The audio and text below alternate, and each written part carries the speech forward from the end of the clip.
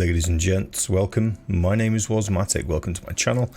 I wasn't actually going to do any build guides for V Rising, but I've happened upon a build that is so much fun that I decided that I would put a video out about it. I'm going to call it the Ranged Necromancer build. It's the build that I am touting now. And one small caveat for the build.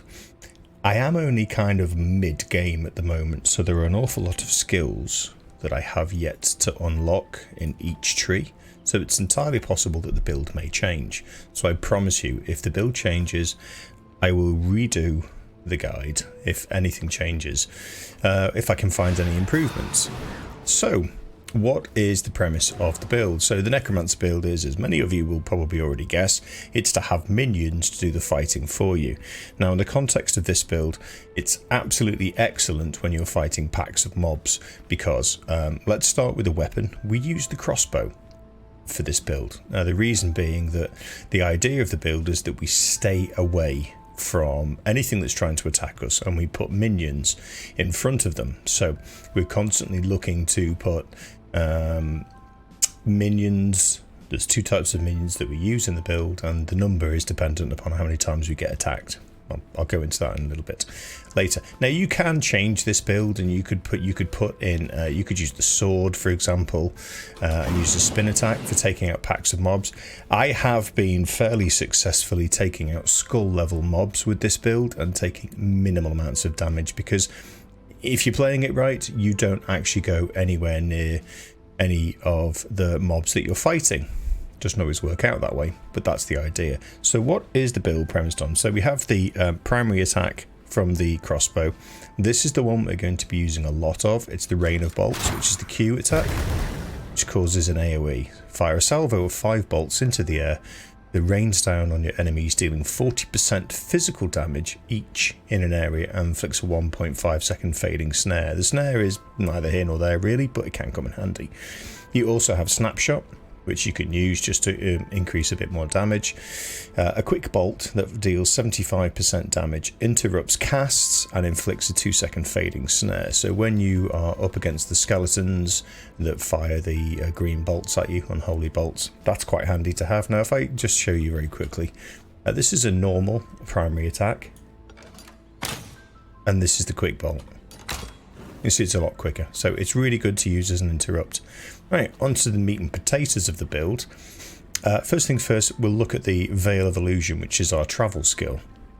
And the description says, dash towards input direction and elude nearby enemies for 2.2 seconds. Your next primary attack deals 25% bonus damage, spawns an illusion that throws projectiles that deal 40% magic damage. Recast to return to your starting position and spawn a new illusion at your current location.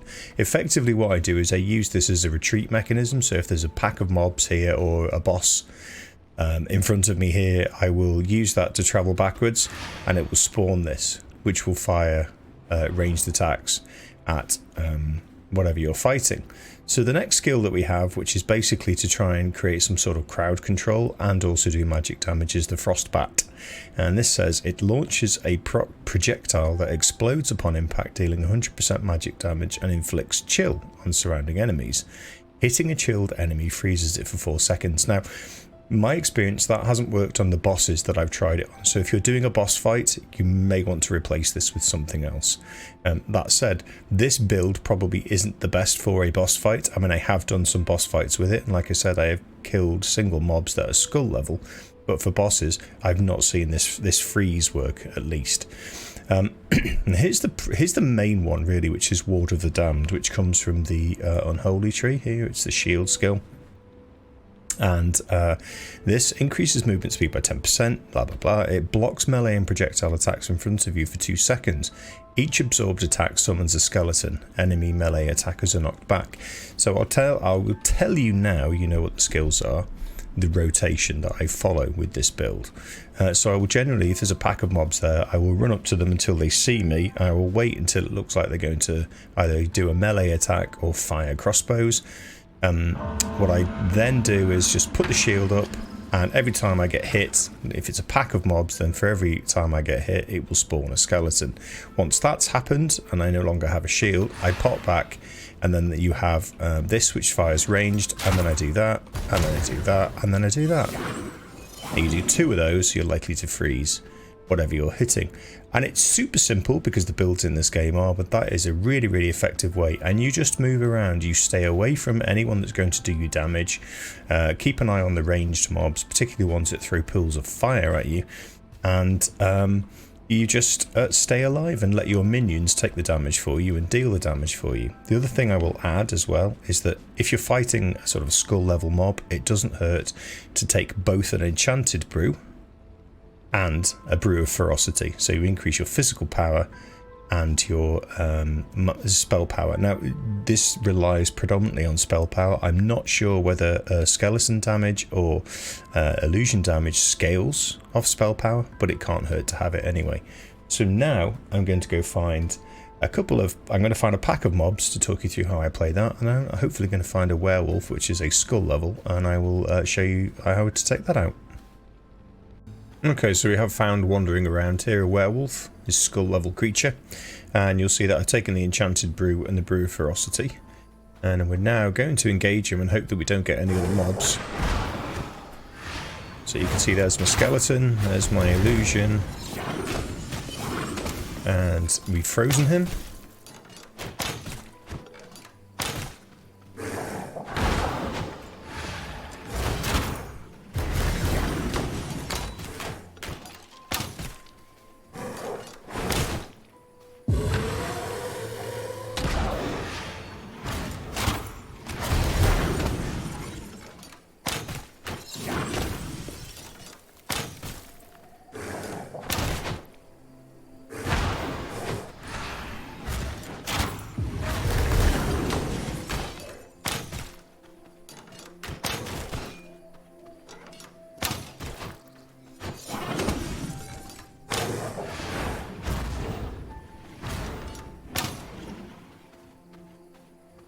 Yeah, he's running away.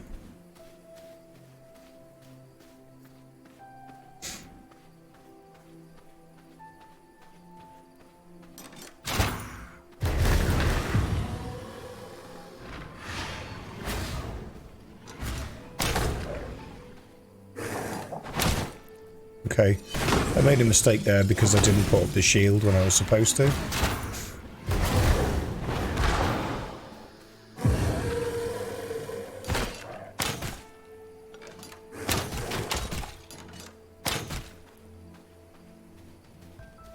He's running away again. It's not helpful, but at least my skills were reset.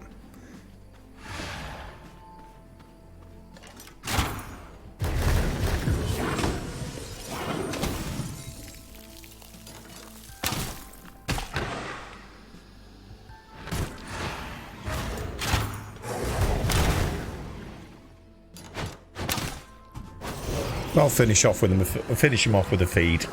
You can see I made a couple of mistakes there. I didn't get the rotation quite right, but that's a skull level mob.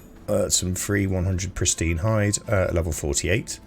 And so that's how it works against a single target sort of high level mob. I'm going to try and find now a pack of mobs to show you how it works against large numbers, because you can spawn large numbers of skeletons. So we'll be right back. Okay, so we've got an opportunity here to have a very interesting fight. That's a bomb thrower.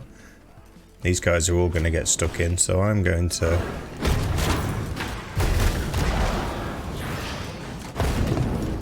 This is going to be fun.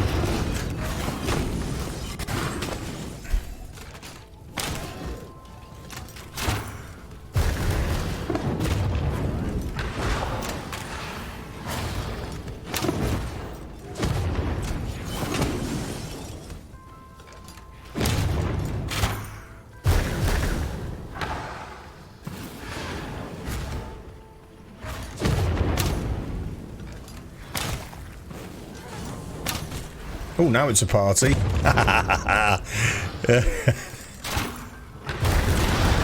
Right, lots of skeletons there now.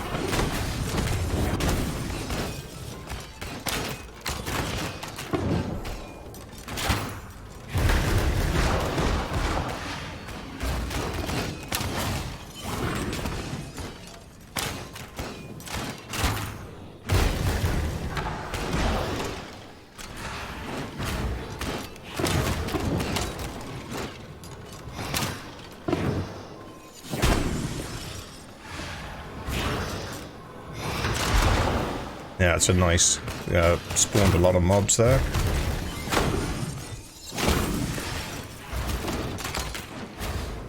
Kill that guy.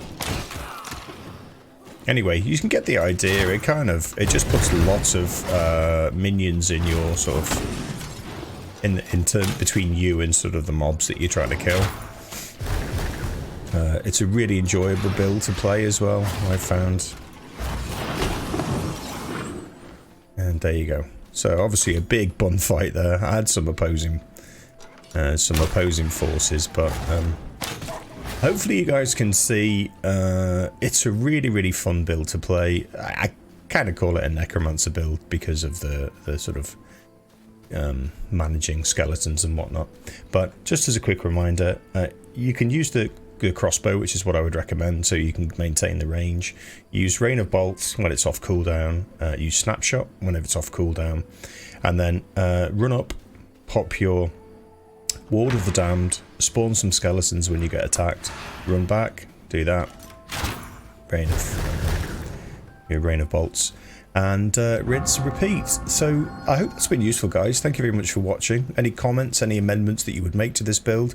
I'm kind of keen to see how I could tweak this so you can still have this Necromancer element but keep it as a melee attack, so maybe replace this with a shield. But I'll look into that, and maybe there'll be another video in the next week or so if I can work out another build on this basis. But for now, that's me. Thanks very much for watching. I'll see you soon. Don't forget to subscribe. Bye for now.